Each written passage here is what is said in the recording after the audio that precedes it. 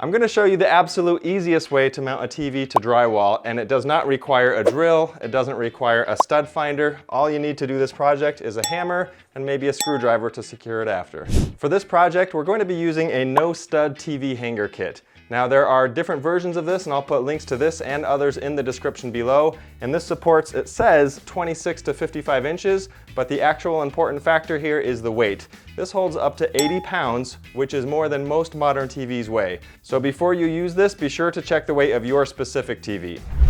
The way this kit works is it uses a plate mounted onto the wall and a corresponding plate on the TV, and it basically distributes the weight along the drywall using a bunch of tiny nails to be able to hold that weight. It's pretty clever and it's dead simple. To start, we're going to lay the TV down, and this is a 65-inch TV. It weighs about 40 pounds, so this one should be able to mount pretty easily. And this one, we're just putting it down on soft carpet to make sure it's protected. Now this kit works with anything that is up to about a 400 millimeter VESA TV mount, which is pretty standard or traditional. So you can see here I've got a hole that's going to line up right there and then another one right here. So that's going to work out great. Now before I do anything, I want to test fit the length of the screws that are going to be used. So I've got a couple of them here.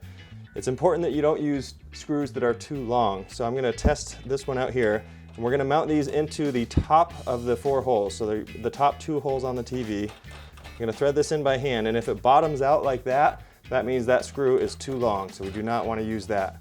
We'll go to the next shortest one, and hopefully this one will go all the way in. Yeah, okay, so that one can sink all the way down. If you use too long of a screw, it could damage the screen inside your television. Just going to use a Phillips screwdriver, secure that in. So you should feel it pulling snug. You don't want to over tighten it, but there we go. That's good. Now that's not going to go anywhere.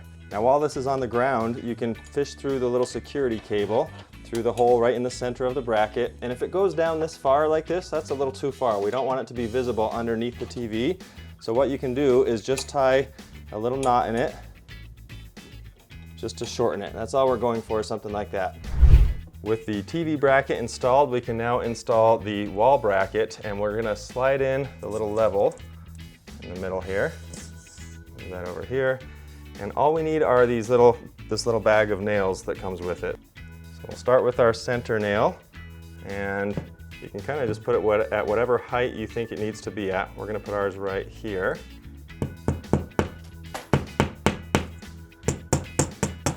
We're starting in the center so that we can easily level it. So I'll use the little bubble here and get it just right.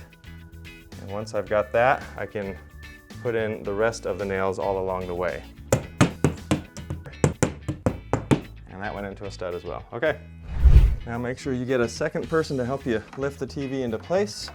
And we just want to slide it into the little slot that we've created there. Make sure it's lined up side to side. Our last step for mounting the TV is to tilt the bottom away from the wall, being careful not to lift while you do that. And it's helpful sometimes if you just want to grab a box or something that you can kind of prop in there to help it stay put. And then here's that secure cable that we grabbed earlier.